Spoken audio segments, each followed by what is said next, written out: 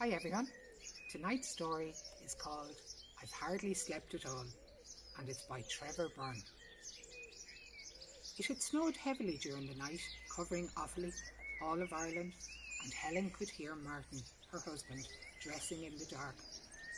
It was 5 in the morning, and by 9 Martin would be back in London, having travelled on the small bus from their house in the countryside to Edenderry, and on the coach from Edenderry to Dublin, and on the 8 o'clock Aer Lingus flight from Dublin to Heathrow, and finally to the office of O'Neill Associates, where he'd speak to the senior partners, possibly even to Harry O'Neill himself, and by 10 o'clock they'd know if all this travelling to and from London could end. "Helen," said Martin, and she turned away from him, pretending she was asleep. She felt the bed shift and the warmth of Martin's breath as he leaned over her and kissed her shoulder, and Helen thought she would say something then, or reach out for him, but didn't. She heard him move about the house, heard him switch the bathroom light on, and the brief hissing of the taps before the light was switched off again. Heard him whisper to their daughter, and Lizzie mumbling in a small, angry, sleepy voice. Heard his footfalls on the stairs, a chair scrape in the kitchen. It was too much to hope for that the meeting might go well, that there might be new investors, or the economy would rally, and these distant, unfathomable things would bring Martin home for good. If the Dublin office reopened, there'd be no more long weeks apart, with Helen and Lizzie in the big isolated house in Offaly, and Martin in the little bed and breakfast in London. There'd be no more brief weekends together, rushed and anxious like the last days of a holiday.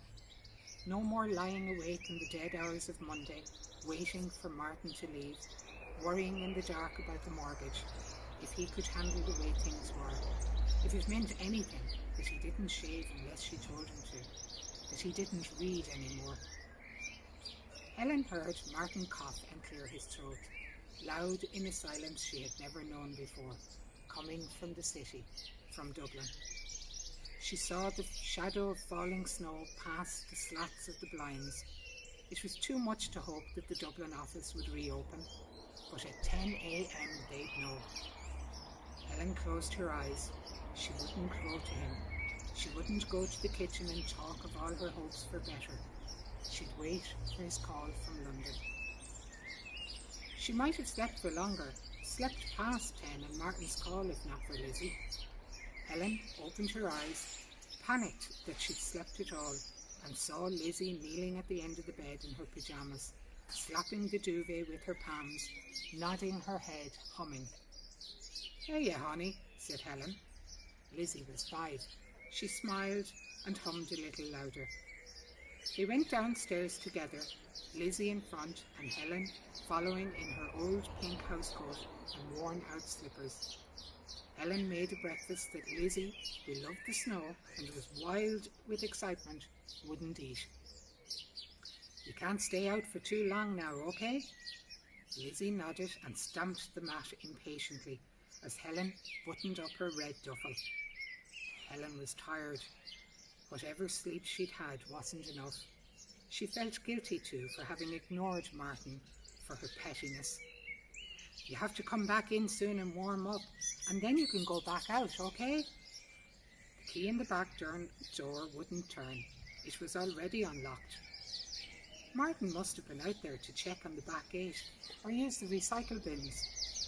Lizzie ran into the garden, straight to the wood, or the small part of it that was theirs.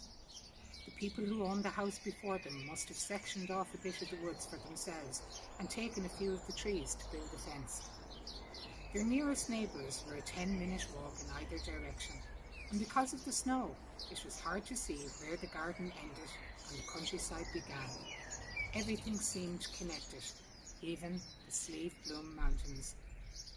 Usually she'd go out with Lizzie, but she hadn't the energy. She'd keep an eye on her from the window, and anyway, she knew she couldn't go far. Helen sat on a stool by the window and took out her phone. She rang Martin's number, but her call was connected to his voicemail. "Hey Martin, I'm sorry I didn't get up with you this morning. I was knackered. Hope the plane was okay. Lizzie's out in the snow already. Let me know how you got on." She opened the window and lit a cigarette, watching the snow fill Lizzie's footprints. When she thought she'd smoked half the cigarette, she looked at it, took a quick final pull and flicked it into the snow. Helen set the ringtone volume on her phone to full and placed it on the window ledge. "Lizzie, honey, come on. Time to come in. It's too cold in the snow." After a minute, Lizzie stepped out from behind one of the trees. She looked in Helen's direction, and Helen raised her hand. Lizzie looked up at the falling snow and then made her way slowly to the house. There was a large, sleek crow on one of the fence posts. When Lizzie reached the door, her cheeks were red and snow had settled in her ringlets. "Where's your bobbin? Your hair's come loose." Lizzie shrugged. "Were you playing with the fairies in the ring?" A snowflake landed on Lizzie's eyelash and she blinked and batted on her face. "Come on inside, love. You have to let your hands warm up again." Helen ushered Lizzie past her and into the hall, then into the kitchen. She tried to catch her daughter's eye. "I'll make you a big girl sandwich with chicken and crunchy lettuce," said Helen. "Take them boots off." Lizzie sat on the kitchen floor. The kitchen was big and clean, with new units and a breakfast bar and a big wide window that looked out onto the mountains. "Can you get them off yourself, or do you need me to help you?" Lizzie said nothing. Helen turned and looked out into the back garden. Lizzie's footprints were almost gone and the tops of the sleeve blooms were blurring with the low, heavy sky. When Helen turned around, Lizzie was standing in her orange socks next to her empty boots. "Good girl," she said. Lizzie nodded and wiped her red nose with the back of her hand. She looked at Helen and blinked, then looked at her boots. It was unusual for her to be so quiet. "Hungry?" Lizzie half nodded. "Want to watch a video?" She nodded again. "Say yes," said Helen, but she'd said it too quickly, too harshly. Lizzie looked at her with her eyes narrowed. "What's the matter?" Lizzie looked at the floor, and Helen took her hand and squeezed it gently and rubbed it between her own as they walked into the living room at the front of the house. Helen put on The Princess Bride, Lizzie's favourite film, and then went back to the kitchen. They'd been in the house for months and there were still boxes under the window full of Helen's books. She told Martin to leave the unpacking to her, that it'd give her something to do. But she kept thinking that if she opened the last box, that was it. They'd moved in and there was no going back. But of course there was no going back to Dublin now anyway, to their little rented flat near St. Stephen's Green, not far from Martin's own old office. Helen started on Lizzie's sandwich. She missed having her parents nearby and meeting Martin's sister Adele for breakfast in the cafe they liked. It wasn't long after they took the flat that Martin started working with O'Neill Associates. They'd hired Martin and a man from Cork, Sean Dowling. He'd been to the flat a few times, a tall, good-looking man with a deep line between his eyebrows that he sometimes rubbed at with his finger when he was listening. The company wanted two young architects with new ideas, with an intuitive feel for original forms. That was what they'd said to Martin at the interview. They lived in the flat for a little over 3 years. It was only when Lizzie started walking that Helen saw how small the flat was. It was tiny, really. They could have stayed a while longer, but the bigger Lizzie got, and she was so mobile, so daring, she'd make steps out of Helen's books to get at things, and they were on the 4th floor. They started to look for somewhere else, for a house, but there was nothing they could afford in the Dublin area, except a few houses in estates like the one Helen grew up in, places where drugs were creeping back in, and neither of them wanted Lizzie growing up somewhere like that. She viewed a few houses on her own, taking Lizzie with her while Martin was at work, knowing before she turned up that they could never afford them. Nodding her head and saying yes, very nice, lovely, I'll have to speak to my husband. He's an architect. But yes, it's gorgeous, just what we're looking for. It was Adele who suggested looking outside of Dublin. She'd meant well, of course, but Helen rued taking her advice. She brought the sandwich to Lizzie on a plate with a glass of milk. She leaned down and kissed Lizzie's head and walked to the doorway, then turned and looked back. Lizzie was sitting with the plate on her lap and her feet in their orange socks, not touching the floor, and she was looking around the room, not paying attention to the film. "Make sure you eat it all now, love," said Helen. Lizzie nodded, but said nothing. Helen sat on the stool by the window, watching the snow, ignoring the clock on the wall behind her. When she looked, it was 10:20. She waited another 5 minutes before ringing, but the call went through to Martin's voicemail again. "Hey, you love, just checking in. Hope everything's okay. I'm watching the snow here. Lizzie's watching The Princess Bride again. Love you." She couldn't bring herself to mention the meeting or the Dublin office. She could hear Lizzie's film from the front room as she made herself a cup of tea. Lizzie's footprints were gone now, and the sky very low and pale. The meeting might have run over. They often did. But she was worried that Martin hadn't texted her even to say that the flight was okay, or that it was snowing in London, or that it wasn't snowing there at all. It was freezing but clear, bright. He'd never have done this when they lived together in the flat, but things were different now, different to how they'd been before they moved, before the trouble with Martin's job.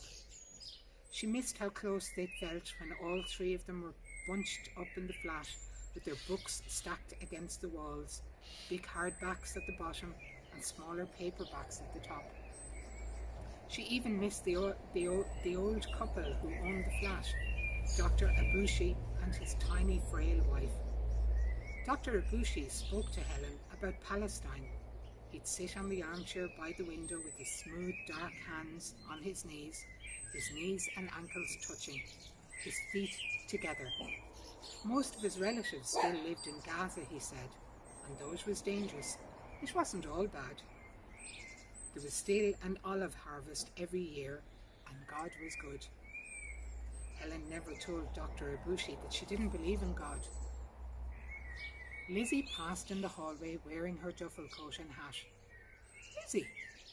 Helen heard Lizzie opening the back door, and a few seconds later saw her through the window lifting her legs high like before as she marched through the snow. She was carrying the red woolen scarf Helen had bought Martin before Christmas, before the weather turned bad. The doorbell rang. Helen sat still for a moment, forgetting what she should do next, then put her tea down and walked to the front door, glancing into the living room as she went. The film was playing and Lizzie's sandwich was on the sofa, untouched. The doorbell rang again. Helen could see two blurry shapes through the glass, and she took a breath and tucked her hair behind her ears, then opened the door. There was a young man and woman standing in the porch. The woman had short ginger hair and the man was blonde. Their footprints led up the long drive. Both wore heavy coats. Helen noticed that the man was holding a leather briefcase and felt a stab of panic. "Hello," said the woman, smiling. "Are we disturbing you?" The man smiled too and shifted his feet. The man and woman were Jehovah's Witnesses. By the time they were in the kitchen and Helen was standing by the countertop and the man and woman were sitting at the table, glossy leaflets arranged in front of them, Helen had forgotten their names. They were smartly, formally dressed, and Helen was still wearing her old housecoat and the slippers with no heels. The man wore a shirt and a purple tie, and the woman wore a dark ankle-length skirt and flat blunt shoes.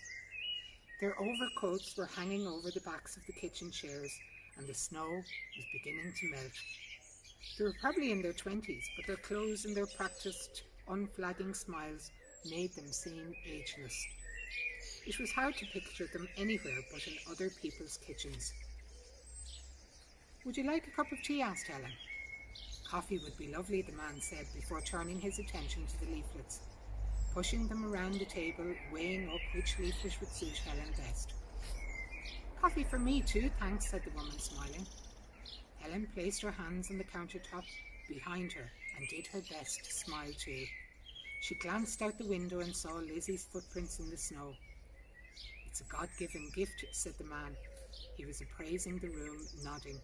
"A house like this, I mean. It's a gift." "You mustn't be here long," said the woman, looking at the boxes stacked along the wall. "No, not long," said Helen. She hadn't told them that she didn't believe in God, and now it was too late. And she hadn't told them that she wasn't happy in this house, and she'd rather be back in her old flat in Dublin. And that if it wasn't for the price of property, she wouldn't be here, and she'd never have met them, and she'd be happier. "It's grand and private out here," said the woman. "Yes," said Helen. The man tapped one of the leaflets, and the woman glanced at it and nodded. They were shameless, because they were young and sure, and thought they had her, that they'd saved her. Helen turned away and clicked the kettle again to boil the water for tea. And then she remembered that it was coffee they wanted, and that she didn't know how to work the new coffee maker. She didn't drink coffee, and neither did Martin. The expensive coffee maker had been a present from someone. She felt her face heat with embarrassment and leaned on the countertop. She felt faint. She wanted to call Martin. "Is everything okay, Helen?" It was the woman speaking. Helen wished she could remember her name. That would help things, even things up.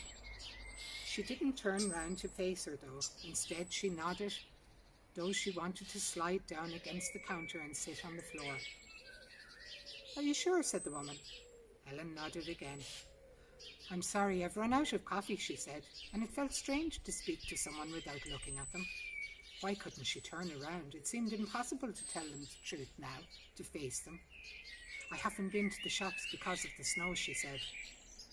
She kept her hands on the countertop and tried to think of something else to say, but the only thing she could think to ask them was if they thought her husband was okay, if the plane had taken off and landed safely. Maybe if she'd stood for long enough with her back to these nameless, ageless people who admired her home and appraised her openly, then, when she turned around, they'd be gone and Martin would be there, and she'd say she was sorry for not getting out of bed, for not saying goodbye. "Are you all right?" asked the man. Helen knew she should tell them she was fine, but though she was lonely, she wanted them to leave. She closed her eyes for a few seconds, took a breath, and when she turned round smiling, she saw that the man and woman were looking at her, and smiling still, though now they looked quickly at each other, and she knew that they'd spoken but hadn't used words. The man swiped together the leaflets he'd laid out and tapped them in his briefcase, and the woman stood. The man packed the leaflets into his briefcase, all except one, which he handed to Helen. She took it, and he looked around the kitchen again, peering into the corners of the room. They walked together down the hallway to the front door. "You should visit our church one of these Sundays," said the man. "You'd be very welcome." "It's near the big roundabout," said the woman, "near the Tesco in town. It doesn't look like your typical church. We don't have a steeple." The woman smiled and touched Helen's hand. Helen didn't want to be touched, and yet she wouldn't stop her. If the woman had stayed standing in the porch, her hand on Helen's arm, her and the man smiling in their professional way as the snow fell about them, Helen would have done the same, unable to do anything else. But after a long moment they turned away, and Helen stood with the leaflet held in front of her against her chest and watched them make their way down the driveway, arms linked. It was almost midday. Helen could hear Lizzie rummaging upstairs, her footsteps, the sound of the drawers opening and closing. She was smoking by the window and watching the snow falling. It was wilder now. She wondered if she should ring the office, or maybe even the Old Canaries, Martin's bed and breakfast. It wasn't far from the office, and Martin sometimes had his lunch there. Helen and Lizzie had stayed with Martin for a weekend, in his small room, not long after he took the London job. The Old Canaries was owned by two brothers from Norwich who had never married. The younger of the brothers had had a bad stammer. When he struggled with a word, the older brother waited patiently, nodded slowly, knowing that the word would come. Helen could hear Lizzie coming down the stairs in her slow, deliberate way, holding onto the banisters and putting one foot down, then following with the other. She stood in the doorway wearing her duffel, and she was holding Martin's red woolen hat. "What are you doing with Daddy's hat?" Lizzie sat and placed the hat beside her and started pulling on her boots. "Are the fairies helping you build a snowman?" "It's very cold," said Lizzie. Helen nodded, glad to have heard her daughter speak. "Yep," said Helen. She took Lizzie's hand and slipped on her woolen mittens, fetched the bobble hat that was hanging in the hall, and pulled it tight over Lizzie's ear. "Nice and snug," said Helen, smiling. But Lizzie looked hurt, and Helen hugged her out of fear, out of sheer lack of ideas, and then stepped back and looked at her. She led Lizzie to the hall, opened the back door, and immediately felt the cold. Lizzie let go of Helen's hand and left her side, walked past her into the garden and through the snow, back to the wood. Helen left the door open. She felt weak and deeply tired, and the cold might keep her awake. On the countertop was the leaflet the Jehovah's Witnesses had given her. It was called, "Would You Like to Know the Truth?" and there was a picture of a sunset over still water. She folded it and put it into the drawer with the takeaway menus, then took it out again and dropped it into the paper bin. Helen took out her phone and looked at the number from Martin's desk at O'Neill Associates for a long time, then selected it, listened to the phone ring, and then to Martin, her husband, saying that he wasn't at the desk at the moment, but please leave a message or call back. She was shaking when she selected Andrea Simpson's number. "O'Neill Associates, Andrea speaking. How can I help you?" A southern English accent, placeless. They'd met when Helen and Lizzie visited. She was the office receptionist, young and clever, dark-skinned. "Hello." "Hello," said Helen. "I'm looking for Martin Sheridan." "Can I ask what?" "Hello, Andrea. This is Helen, Martin's wife. We've met. You met my daughter." "Helen. Yes, I remember. We've been..." "Lizzie's 5 now and she asks about you sometimes. She thinks you look like Halle Berry. She asks Martin to..." "Helen, we've been trying to get in touch with Martin. He hasn't been in yet." "Okay, thank you. Helen, we'd like to..." Helen pulled on her boots and wrapped the housecoat tight around her and stepped into the snow. Her breath came in frosted bursts and she felt the cold in her ears, could hear her heart beat. She began to panic. "Lizzie!" she shouted. She could taste the morning's tea on her breath. "Lizzie!" The house was coming down heavily, swirling. She walked quickly, her hands pressed to her stomach. Beyond the trees, the mountains were huge, long and low like a pale wave. The crow was still sitting on its fence post watching her. As she passed, it squawked and flew, its call blunted by the weight of the weather, the huge silence. Helen stepped over the broken branches and leafless bushes at the edge of the wood, passed between the trees in the dim light. She saw Lizzie walking through the trees towards her and called her name. Lizzie stopped and looked at her, 20 feet away. "Where's Daddy's hat, honey?" Lizzie looked back the way she'd come. "Did you leave it back there? Are you making a snowman?" Helen was shivering. It wasn't just the cold. It was all she could do not to scream. "Lizzie!" "I put the hat and scarf and gloves on Daddy because it's cold." She said it sullenly, sulkily. "Honey, what do you mean? Tell me what you mean."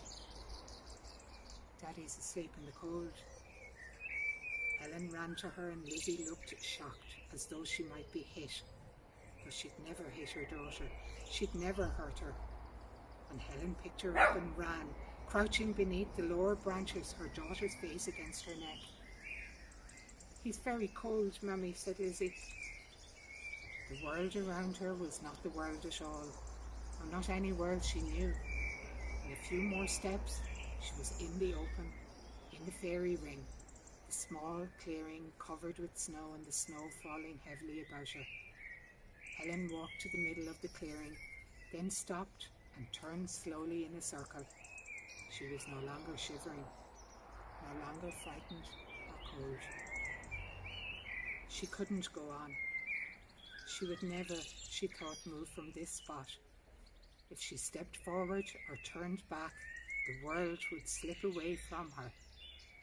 Lizzie, she could feel her daughter's deep, slow breathing, was suddenly sleeping, and Helen felt she was alone in a far country. Perhaps, she thought, the world might stall.